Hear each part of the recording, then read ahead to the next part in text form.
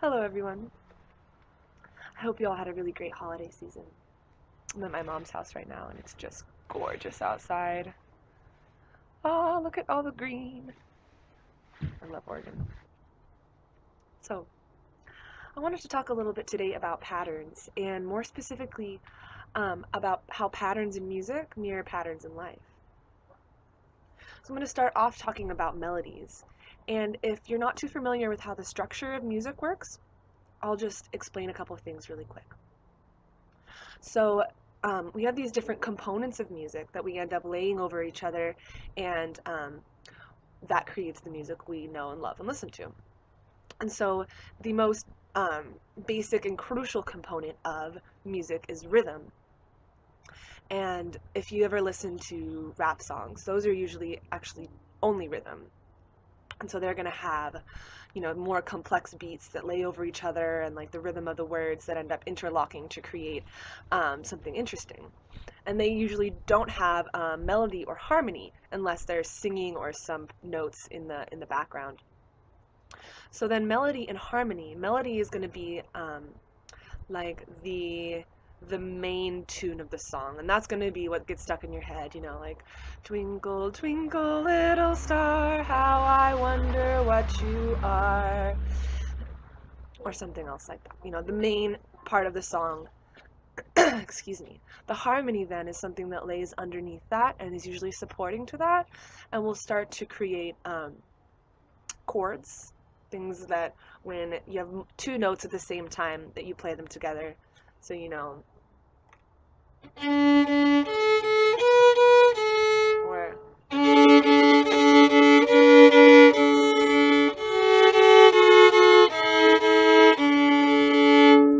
so when you have more than one note at the same time, it starts to layer and make things more and more interesting. But I wanted to focus today on the melodies and how expansion of melodies really mirrors what we are experiencing energetically in our lives. So I'm going to work with a melody today to kind of show you how this expansion of ideas works. So let's see, peek at my notes here. So yeah, let's see, it's windy and the papers keep trying to fly away. So I'm going to use a melody today called Arkansas Traveler, and you've probably heard it before.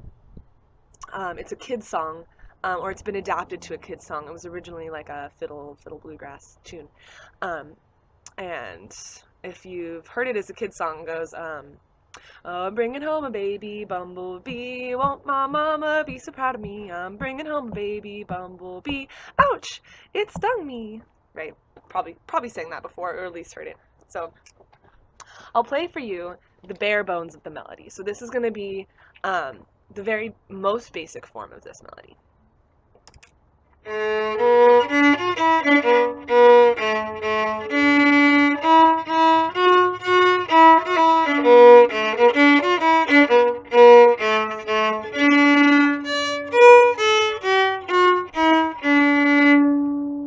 we go, right?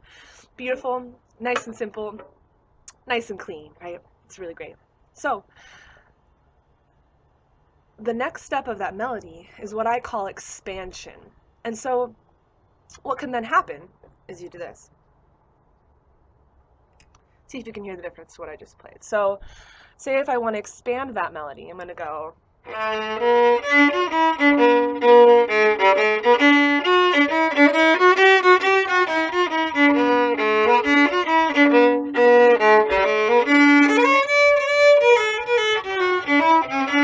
Here's the simple one again.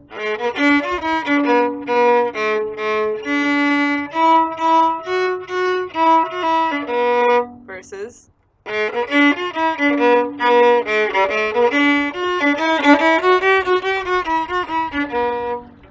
So what I'm doing there is I'm adding in more notes in between the main melody. So if the main melody is like bum bum bum bum bum bum bum bum bum, I'm going bum bum bum bum bum bum bum ba da da dum. So it ends up there's like, I'm still hitting all the same notes of the original simple melody, but I am adding in a whole bunch of decoration, basically. So what would be 1 or 2 notes ends up being 4 because I play all the ones in between. And it ends up sounding super, super impressive when really it's not that much different and not that much more difficult. What is happening here is I'm taking one musical idea and I'm expanding it, right? Now this happens in most music all over the place. My favorite example is called gamelan music, and if you should look it up because it's really, really impressive. So gamelan is a Javanese. There's Javanese gamelan and there's Balinese gamelan. And they're really similar instrumentation and form-wise. They're structured the same way. And I really am interested in this music because of the way that it's structured. If you have ever played Western music, you'll see on the page, it goes from left to right, like we read normal words, and we've got notation, music notation that has the exact pitches, exactly how you should play them, right? Now, most music hasn't been written that way for most of the time. Most music is written the basic melody, like what I would first play, the simple one, like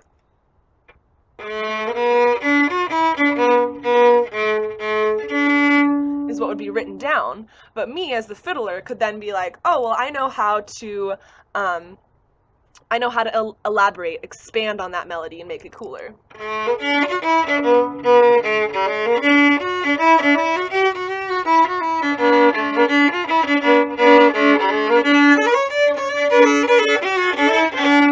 And I can do all sorts of crazy things and add in different grace notes, which are little tiny, all these little decoration notes, right? It's my cousin running around outside. So you can add in all those embellishments, right, and makes it really, really interesting. But those embellishments, expansions, whatever you want to call them, would not be written on the page. So that's the same way it is with gamelan music. They'll have their music, I love this, it's written in a circle. And so it really mirrors, to me, how life works. We have cycles and everything goes around, and it's called a cycle. They have one cycle. And what they'll have around the cycle is they'll have a circle, like this, and it's written. And now they have, their scales are different than our scales, and a scale is just a grouping of notes. So say this song that I'm playing, Arkansas Traveler, it has a scale, I think it's in G major, and so it has a specific 7 notes that it's going to use for the whole melody. So that's how I know when I'm expanding the melody, that's how I know what notes will fit in there, because each song is based around a scale, and these scales are usually in Western music 7 notes that if you ever have heard, the most common one is going to be the major scale, and that can start on any note, and it goes. And then the top one is the same as the first one, so it again cycles through like so many things in music. So the gamelan scales are going to be different, but same concept.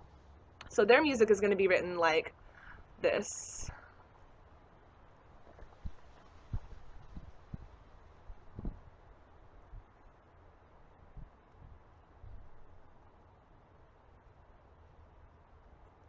Or something that was very messy, but they'll write it all the way around here. So this is the basic melody, and this is pitch 1, 4, 5, 1, 3, 5, 7, 5, and that would be the basic melody. Now the musicians know that, okay, this instrument's going to play just the basic melody. Now this other instrument is going to play double of everything, so it's going to play 2 of each note, and this other instrument's going to go back and forth between the notes, and so they have all these different ways of elaborating that all interlock, but they know. And then they'll have percussion instruments that beat at very specific points, and it's this structured cyclic type music where they have one basic melody that everybody expands on. So this happens all over the world. Moving on to how this connects to our day-to-day experiences. All music is really an expression of emotion. All art really is this. And the purpose of our lives, of this human life, is to experience emotion, to experience things that we cannot understand from a higher vibrational state, when things are a lot more unified. When we're down here in this 3D world, we can experience contrast. And so what we're experiencing, our exact experiences may be different from me to you. You know, I may be experiencing love through, you know, my mother, through my sister, and you may be experiencing love through your girlfriend or your boyfriend or your grandma. You know, so we have all these different ways we can be experiencing love. Maybe you experience love when you are writing poetry, or maybe you experience joy when you're dancing, or when you're, you know, for me, you know, wire wrapping. I experience so much flow and so much joy from that. And so these different emotions are presented to different people in different ways, but they are still the same energetic experiences. All experiences are expansions of an energetic experience within a theme. So let me go into that a little bit more. Within your life, you're probably, if you've started to notice and you've started to deconstruct what's happening to you and what you're experiencing, you've probably noticed that there's certain themes that come to you kind of repetitively in certain times. So for me right now, I'm experiencing the theme of, let's see, they're hard to kind of vocalize, but for me, a big thing that's been brought up to me in lots of ways is self-love, and I know that's a big one for a lot of people, and now more valuing my own ideas, and that's a big part of what this YouTube channel is for me, is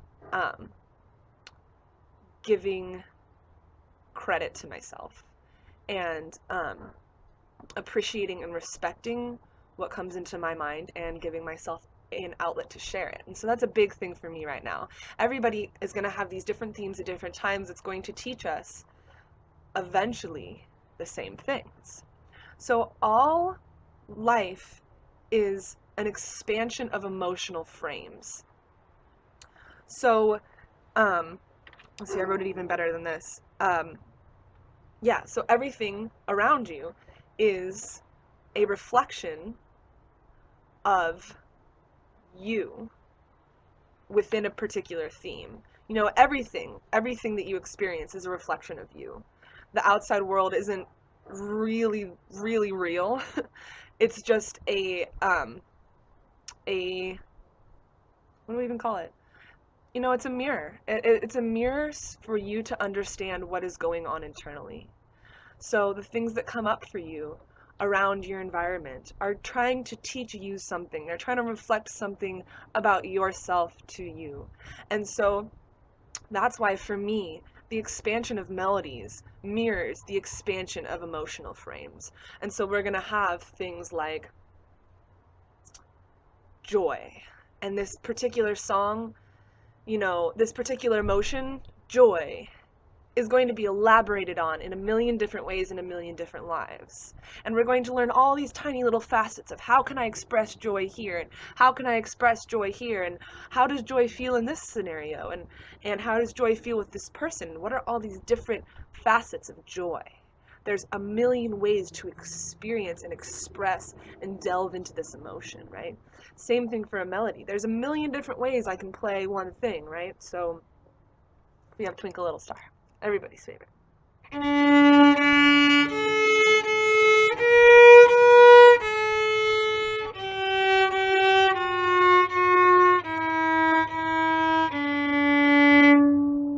Nice simple little melody of Twinkle Little Star, right?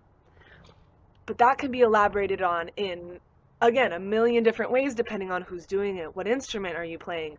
How do I want to add the in-between notes here? My favorite way of elaborating on Twinkle Little Star is called Fiddle Twinkles, and it sounds like this.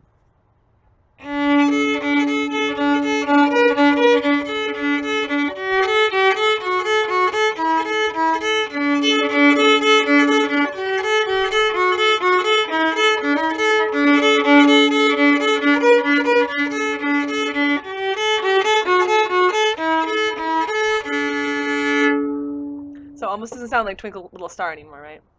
But all I'm doing is adding in a note in between every note of the melody. So I'm just elaborating on that.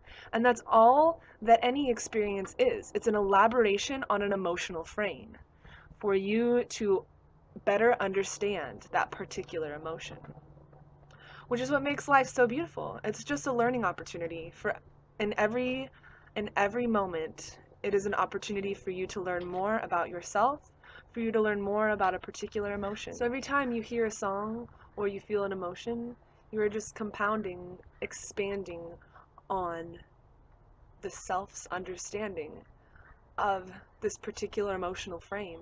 It's all just a reflection of self. So I hope some of this could help you understand a little bit more what's going on in your day-to-day life, and just help you to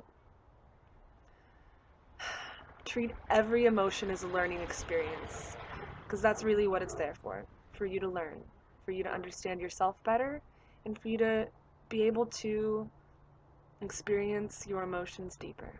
So, have a beautiful rest of your day. Have a lovely beginning to 2017, and talk to you soon.